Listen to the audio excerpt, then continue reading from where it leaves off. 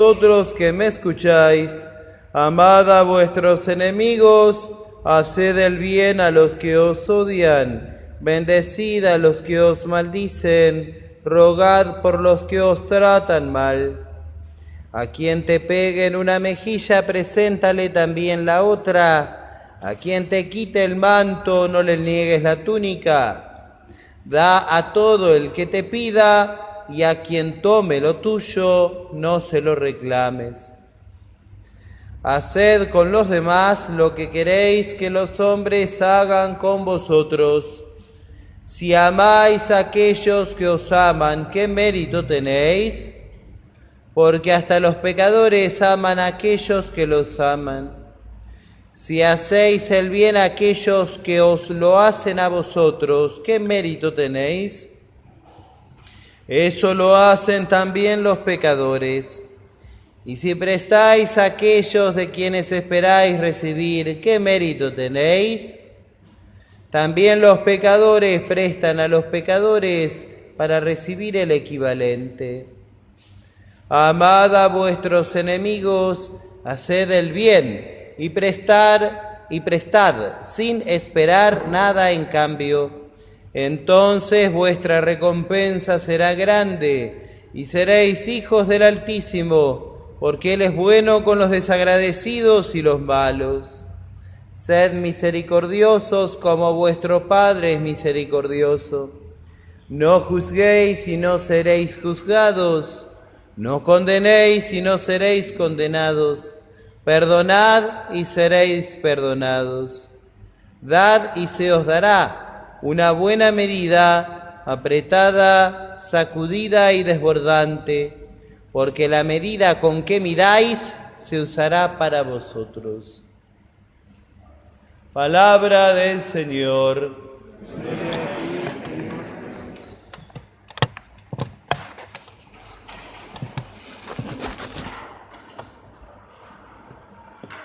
Este texto sagrado tan importante nos habla a nosotros de algo crucial, ¿qué es el amor a los enemigos? Uno sabe muy bien que la caridad es el mismo Dios, porque de hecho cuando San Juan en su primera carta tiene que decir ¿qué es Dios? Dice Dios es caridad o Dios es amor, ¿no? Y dice ahí el que permanece en el amor permanece en Dios y Dios en él. Así que la caridad es, podemos decir, algo fundamental que da motivo a nuestro obrar como cristianos y como católicos, ¿no? Caridad es lo que Dios tuvo con nosotros al enviarnos a Jesucristo, porque dice el texto sagrado que Dios amó tanto al mundo que envió a su Hijo a la tierra, para que todo aquel que cree en Él no muera, sino que tenga vida eterna. Y también dice San Pablo que la prueba de que Dios nos ama es que Cristo murió por nosotros cuando éramos pecadores. Así que podemos decir, el amor a los enemigos es lo que Dios mismo hace cuando ama a los pecadores. Dios en realidad al amar a los pecadores los hace buenos. Y a quien Dios más lo ama, más santo lo hace. Porque no es como nosotros, que primero, por ejemplo, si tenemos hambre, vamos a buscar una fruta, la fruta tiene una bondad y yo voy a buscarla porque la bondad es previa a mí. No, eso no sucede en el ámbito con Dios, ¿no? Porque en realidad Dios al amar las cosas las hace buenas y Dios a las cosas que más ama las hace mejores. Así que Dios ama a los pecadores porque Dios quiere que todos se salven, por supuesto, aunque claro, no va a obligar a nadie a ir al cielo, porque Dios nos hizo libres. Así que Dios ama a los pecadores y envió a su Hijo a morir en la cruz por nosotros, ¿no? Así que ahí vemos el amor del Padre que envió a su Hijo y el amor de Cristo que prefirió morir por los pecadores. Porque como el mismo Señor dice, no son los sanos los que tienen necesidad del médico, sino los enfermos. Así que nosotros somos enfermos cuando estamos con nuestros pecados, y el Señor ha muerto justamente por eso, para que todos nosotros seamos reconciliados en Dios. Así que podemos decir, el sentido más hondo del amor a los pecadores es el sentido que la Santísima Trinidad en general y el Verbo encarnado en particular tienen con cada uno de nosotros, que quieren y que buscan nuestra salvación y que nos dan la gracia para llegar al cielo. Así que la caridad en el cristiano es como la respuesta de este amor que Dios nos tiene hacia nosotros mismos. Por caridad, nosotros sabemos que tenemos dos clases de mandamientos: los mandamientos referidos a Dios y los mandamientos referidos a los hombres. Cuando hablamos de los mandamientos referidos a los hombres, entonces nosotros no solamente los amamos porque alguna persona es buena o es amable con nosotros, ¿no?, sino ante todo y principalmente los amamos por amor a Dios. Así que si nosotros queremos a alguien, no solamente la queremos, no sé, porque es buena o porque es amable, o la queremos para este mundo, o queremos ser justo con ella, sino que ante todo la queremos para el cielo, la queremos para la eternidad. Queremos que nos reunamos allí con el Padre y el Hijo y el Espíritu Santo. Así que el amor a Dios tiene ante todo este fin, de buscar que todos puedan ser unos en Dios que es amor. Pero ese Dios que es amor y ese Dios que nos manda a amar al prójimo, evidentemente uno sabe muy bien que uno tiene que amar a todas las cosas, ¿no? Y amar especialmente a lo que tenemos más cerca, dice San Agustín. Amar al prójimo quiere decir amar al próximo. Pero entre estos signos que el Santo Evangelio nos pone como verdadero y auténtico amor al prójimo, ¿no?, y al cercano, está en el amor a los enemigos. ¿Por qué decimos amar a los enemigos, no? Bueno, decimos esto, primero quiere decir que tenemos enemigos, porque Dios no nos va a decir que amemos algo que no existe, ¿no? Nosotros no podemos decir amemos, no sé, los marcianos, qué sé yo, digamos, ¿no? Los marcianos no existen, digamos, ¿no? Entonces no tiene ningún sentido decir amar a algo que no tiene entidad, ¿no? Así que ante todo tenemos que decir que tenemos enemigos, ¿no? La tradición católica distingue en la palabra enemigo dos cosas distintas, ¿no?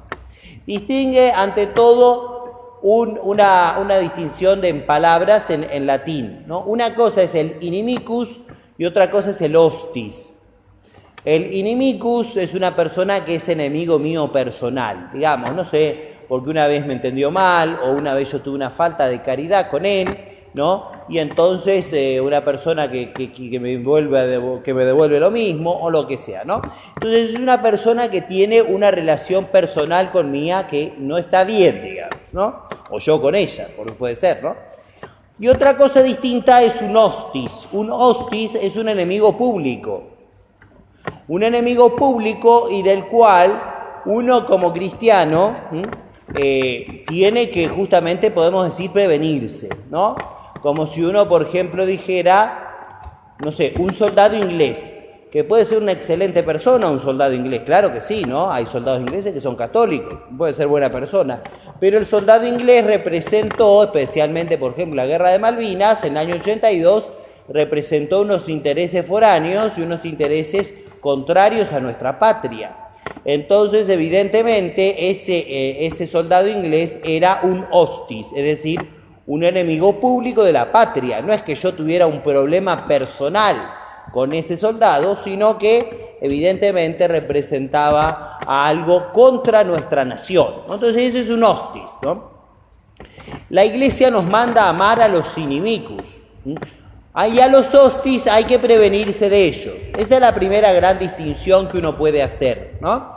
Porque uno dice, uno tiene que tener caridad con esas personas que nos agravian a nosotros personalmente. Pero las personas que están más allá de nosotros, por ejemplo, a una persona que atente contra el bien de la familia, una persona que atente contra el bien de la patria, como en el caso que acabo de poner de un soldado inglés, ¿no? O una persona que atente contra la Iglesia, ¿no? Entonces, esas personas hay que prevenirse, hay que tener cuidado con ellas, ¿no? Porque en realidad el daño que ellos causan no es que me lo causan solamente o especialmente a mí, porque yo sea quien fuere, ¿no? Sino especialmente dañan un bien común que está por encima de mi persona. Cuando dice amar a los enemigos, por supuesto, no quiere decir aprobar lo que las personas hacen el mal. Claro, entonces, por ejemplo, si hay una persona que se dedica a promover el mal, o sea, a hacer abortos, ¿no? A hacer brujerías, ¿no? O qué sé yo, etcétera, o no sé, a vender droga o cualquier cosa mala que a ustedes se les ocurra, entonces evidentemente amar al enemigo no quiere decir disculparlo en las cosas que objetivamente estén mal, porque si esa persona sigue haciendo esos pecados o cualquier otro que he enumerado, evidentemente esa persona se condena. Entonces yo, si amo a los enemigos, tengo que buscar la destrucción del pecado. Amar al pecador, pero odiar el pecado, en palabras de San Agustín. Así que esto también es importante en el amor a los enemigos. Claro que, como dije recién, según San Agustín, el amor tiene un orden, ¿no? Y ese orden implica amar ante todo a los más cercanos, ¿no?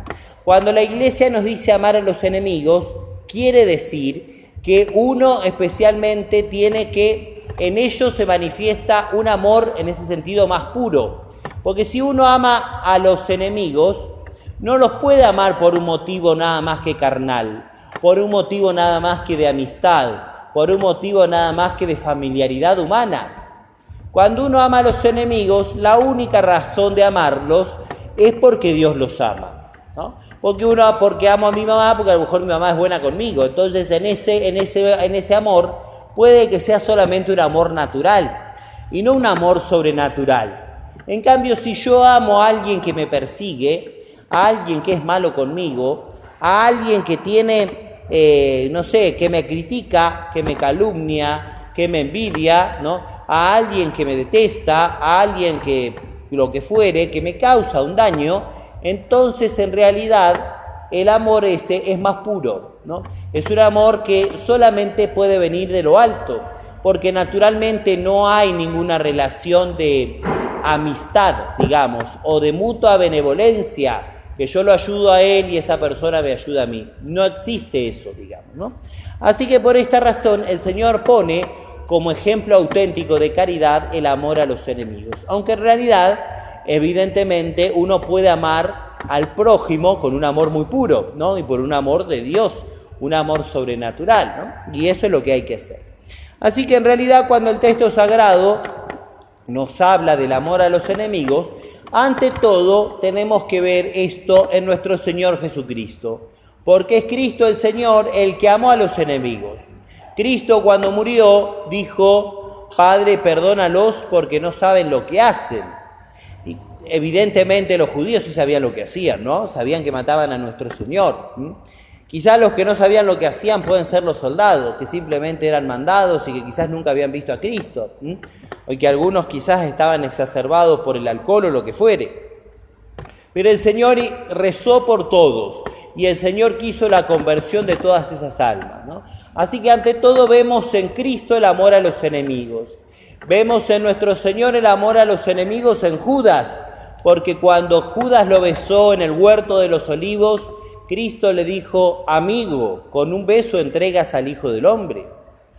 Vemos en Cristo el amor a los enemigos porque confirmó en la fe a Pedro cuando Cristo resucitó, a pesar de que Pedro lo había negado 3 veces que lo conocía el día de que nuestro Señor murió por todos nosotros, ¿no? Y como esos ejemplos que vemos en los textos sagrados, innumerables, vemos que Cristo amó a los pecadores y que Cristo los amó para sacarlos del pecado y que Cristo los amó para hacerlos mejores o para buscar al menos su conversión si no se convirtieron, como en el caso de Judas, que estará en la mente divina, que nosotros no lo conocemos, ¿no? Nosotros vemos que este amor a los enemigos es el amor que tuvieron los mártires. Ante todo lo vemos en San Esteban, que fue el primer mártir. San Esteban rogó por sus verdugos. San Esteban dijo a aquellos que lo apedreaban: Señor Jesús, no les tengas en cuenta este pecado. Aunque también sabían a quién mataban, y más aún porque San Esteban acababa de decir que había visto el cielo abierto y a Cristo parado a la diestra del Padre, que para los judíos era el lugar de la Torá. Estaba diciendo que nuestro Señor era más importante que todas las leyes y todos los libros sagrados del Antiguo Testamento. Y sin embargo, por esto lo mataron. Pero nuevamente San Esteban, como nuestro Señor Jesucristo, intenta disculpar a los verdugos, ¿no? Y esto que sucede en el Evangelio, en la vida de Cristo y en la vida de San Esteban, y de hecho que logró la conversión de Pablo, ustedes recordarán, Saulo de Tarso estaba allí presente, dice el texto que no le tiró ninguna piedra, pero sí consintió con la muerte de Esteban. Sin embargo, como dice un padre de la iglesia antigua, amigo de San Agustín, que se llama Quod Vuldeus, dice, las oraciones de Esteban fueron más fuertes que las piedras de Pablo, porque aunque Pablo logró el cometido de asesinar a Esteban, sin embargo San Esteban con sus oraciones logró la conversión de San Pablo, ¿no? Y no lo tendríamos hoy al apóstol de los gentiles si antes no hubiésemos tenido a Esteban que rogó por su verdugo, entre tantos otros, ¿no? Por eso Tertuliano, cuando escribe su Apologeticum, dirigido al emperador, que era en definitiva el que perseguía a los cristianos, le dice aquella frase famosa, la sangre de los mártires es semilla de nuevos cristianos, ¿no? Sanguis martyrum semen Christianorum, les dice, ¿no? Y eso hace que multitud de personas que antes eran perseguidores, que antes odiaban a los cristianos, después se convirtieran y que abrazaran la fe, porque veían que esa sinceridad que tenían en aquellos que rezaban por sus asesinos, ¿no? Como eran los mártires, ¿no? Así que por eso nosotros vemos que el amor a los enemigos es el distintivo de la fe católica, es aquello que ha impregnado toda la tradición católica, ¿sí? Y que uno lo podría ver presente en todos aquellos que murieron por Dios nuestro Señor. Mira, me viene ahora a la memoria los mártires, por ejemplo, de Corea, ¿no? Que cuando le preguntan, por ejemplo, sus asesinos, les dicen cuál es su última voluntad. Entonces los mártires dicen, nosotros queremos que ustedes se arrepientan y que estén con nosotros un día en el cielo, ¿no? Esa es el espíritu de los cristianos, digamos. Eso es el distintivo de los católicos. Así que cuando nosotros vemos que los cristianos, por ejemplo, proceden por envidia, por difamación, por calumnia, por crítica o por juzgar al otro por la misma moneda que me da, entonces uno entiende que en realidad eso está muy lejos del espíritu cristiano. Eso está muy lejos de lo que Dios quiere para nosotros. Por eso también aquella falsa teología que reniega del amor a los enemigos, por ejemplo la de Gustavo Gutiérrez, que es el padre de la teología de la liberación, y que dice que maldice el día, así, ¿no? Que maldice el día que los cristianos hicieron su opción por el amor a los enemigos y que prefiere la justicia social. Bueno, evidentemente este hombre no entendió nada del Evangelio. Y este hombre usó al Evangelio para hacer un discurso político, que es la mezcla entre el comunismo y la fe católica, que en realidad es como mezclar agua con aceite, es una cosa insoluble que no se puede mezclar, ¿no? Así que por esto la teología de la liberación, entre una de tantas cosas, por eso está tan fuera de la doctrina católica que la Iglesia siempre ha enseñado. Por eso en este día pidamos a Dios nuestro Señor que nosotros amemos verdaderamente a los enemigos. Seguramente nosotros tenemos alguna persona que no nos entiende o una persona que nosotros no le caemos bien. Tenemos que rezar por ellos. Tenemos que tener los sentimientos del corazón de Jesús. Tenemos que dejar de lado las ofensas personales que nos hagan a nosotros. Tenemos que buscar que esas personas que nos critican, nos calumnian o nos persiguen, se arrepientan y vayan al cielo. Tenemos que lograr que nuestra caridad sea mayor que cualquier pecado, cualquier envidia o cualquier odio. Tenemos que lograr, en definitiva, tener los sentimientos del corazón de Jesús, que fue bueno con los desagradecidos y los malos. Que los mártires, que han imitado de modo eminente a nuestro Señor Jesucristo, amando a aquellos que los perseguían, nos concedan a nosotros tener los sentimientos del corazón de Jesús. Que Nuestra Señora, la Virgen Santísima, ella que perdonó a los apóstoles porque Cristo mismo los había perdonado, nos enseña a nosotros a tener esos sentimientos del corazón de Jesús. Y cuando nos cueste, que nosotros le pidamos al Señor que dilate nuestra alma para la salvación del mundo, en palabras de Santa Catalina, que Dios nos enseñe a nosotros a amar como Cristo nos ha amado, amar como los mártires lo hicieron, para que en definitiva nuestro premio no esté en este mundo, sino que esté junto a Dios con aquellos que lo han amado en este mundo. Que la Virgen entonces nos conceda la gracia de tener siempre los sentimientos del corazón de Jesús en nuestra alma, para que así estemos junto con Él en las moradas eternas del cielo.